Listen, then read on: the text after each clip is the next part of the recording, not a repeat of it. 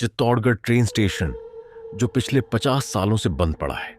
कहा जाता है कि पिछले 50 सालों से हर अमावस्या की रात को ठीक 12 बजे रेलवे स्टेशन की तरफ से शादी के नगाड़ों की आवाज आती है और फिर एक कुंवारी लड़की हमेशा के लिए गायब हो जाती है।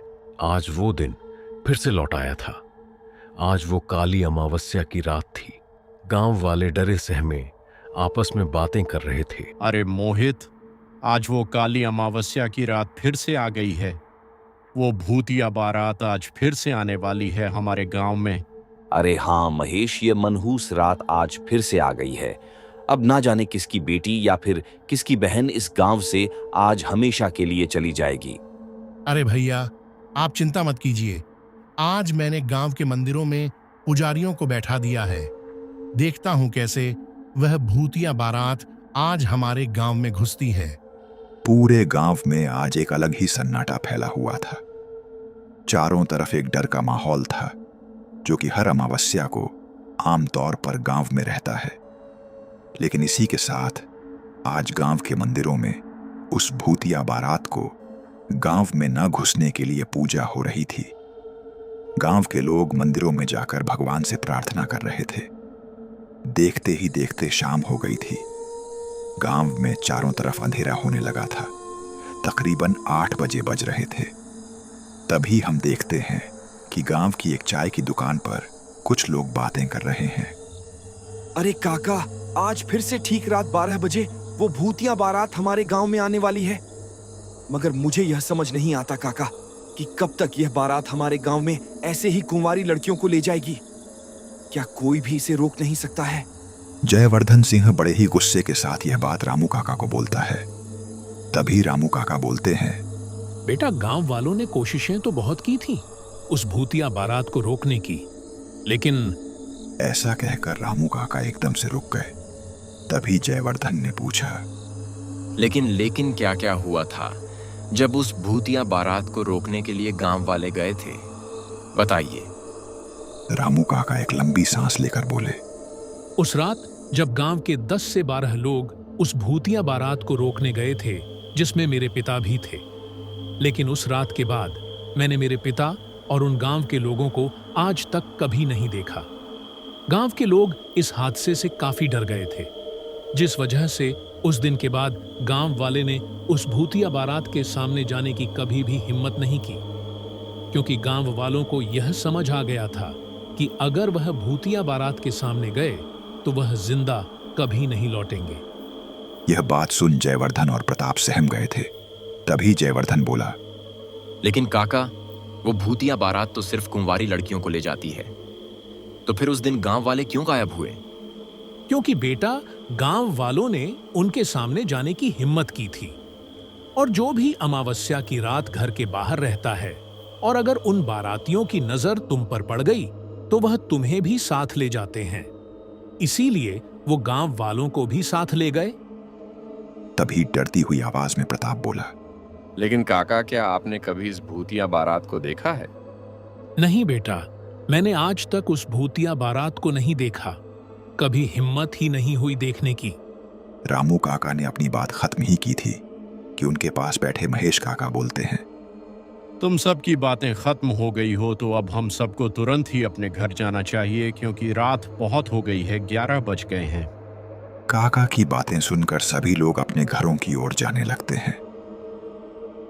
रामू काका की इतनी बातों के बाद अब जयवर्धन और प्रताप की जिज्ञासा काफी बढ़ गई थी। उन्हें अब कैसे भी करके उस भूतिया बारात को देखना था। जयवर्धन बोला, देख प्रताप, हमें यह तो पता है कि वह भूतिया बारात गांव में आती है और किसी लड़की को ले जाती है, लेकिन यार, हमने कभी अपनी आंखों से नहीं देखा। हाँ यार, ये बात तो सही बोली तूने, लेकिन अब कर भी क्या सकते हैं? चल ठीक है, अब मैं भी जाता हूं अपने घर। अरे मैं यह कहना चाहता हूं कि क्यों ना हम आज रात बाहर ही रहें और उस भूतिया बारात को अपनी आंखों से देखें। हमें पता भी चल जाएगा कि भूतिया बारात दिखती कैसी है।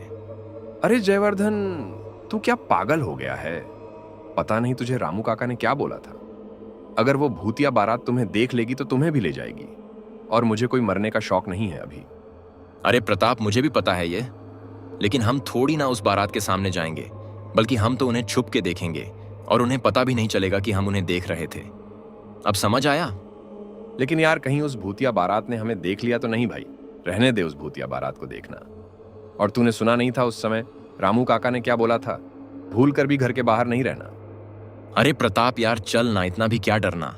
और वैसे भी हम कहीं पर छुप के उस बारात को देखेंगे। वो भूतिया बारात हमें देख ही नहीं पाएगा। तू बस चुपचाप चल। प्रताप भी जयवर्धन की बातों में आ जाता है और दोनों निकल जाते हैं उस भूतिया बारात को देखने। वो दोनों एक पेड़ के पीछे जाकर छुप जाते हैं और उस भूतिया बारात के आने का इंतजार करने लगते हैं। सुरेश की बहन बहुत सालों के बाद गांव आई थी, इसीलिए वो अब इन चीजों में विश्वास नहीं करती थी। क्या भैया, आप सभी गांव के लोग अब भी उस भूतिया बारात के किस्सों को मानते हो? अब मैं बड़ी हो गई हूं भैया, अब मैं इन भूतिया बातों को नहीं मानती और आप भी इस अंधविश्वास से बाहर निकलो। अरे छोटी, ये कोई अंधविश्वास नहीं है, बल्कि अब भी वह भूतिया बारात हमारे गांव में आती है और आज भी वह भूतिया बारात गांव में जरूर आएगी। और मैंने तुम्हें कितनी बार समझाया था कि जब अमावस्या की रात आने वाली हो तो गांव में मत आना, लेकिन तुम फिर भी गांव चली आई। अरे भैया, क्यों इतने डर रहे हो? कुछ भी नहीं होगा आज रात, आप सब आराम से सो जाइए।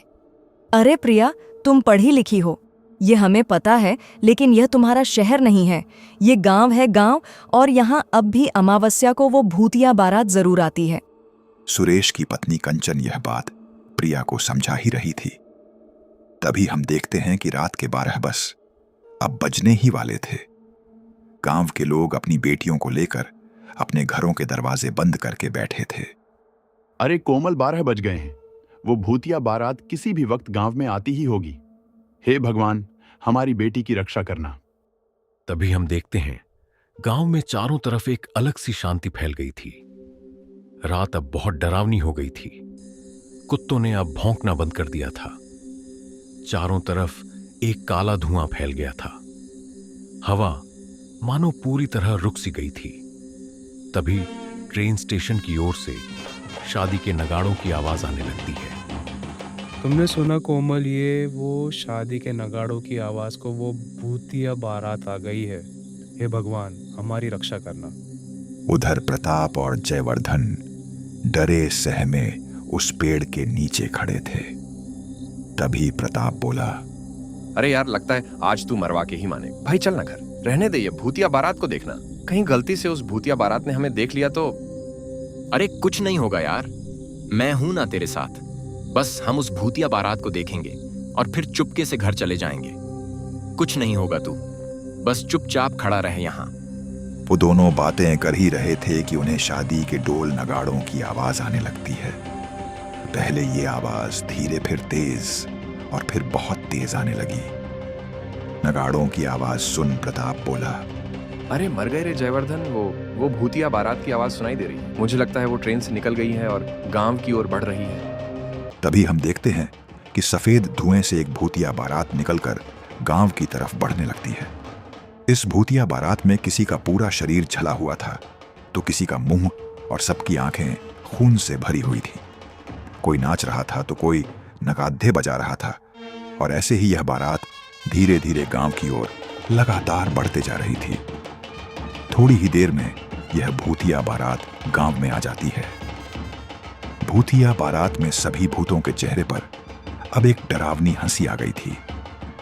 प्रताप और जयवर्धन की नजर जब इस भूतिया बारात पर पड़ती है, तभी डरते हुए प्रताप बोलता है, मर गए रे जयवर्धन, वो देख वो भूतिया बारात गांव में आ गई। अरे बाप रे, है भगवान, बस आज के लिए बचा लो, फिर इस जयवर्धन के साथ कभी ना भटकूंगा।